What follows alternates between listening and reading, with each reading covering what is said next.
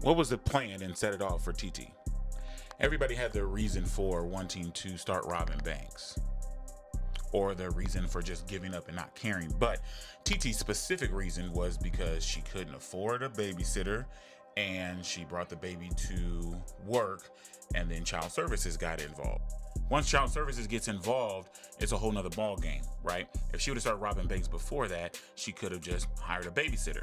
But now the child services are involved, right? She gets the money. How is she supposed to account for that money? She gets the money, she hires a babysitter.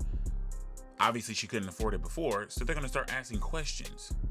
She didn't seem competent enough to rob a bank, let alone come up with a legitimate reason as to where all of a sudden I can start now affording a babysitter.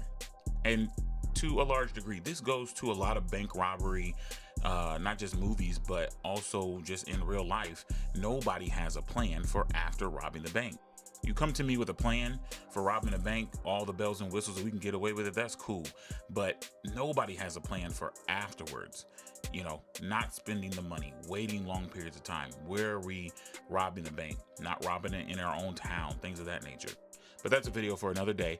I just thought maybe people could comment on her thought process as to where was she going to come up with an excuse as to all of a sudden why she still making the $7 some an hour. I'm sure she was making at Luther's Janitorial. How she's able to just come up with the money to afford a babysitter all of a sudden out of the blue.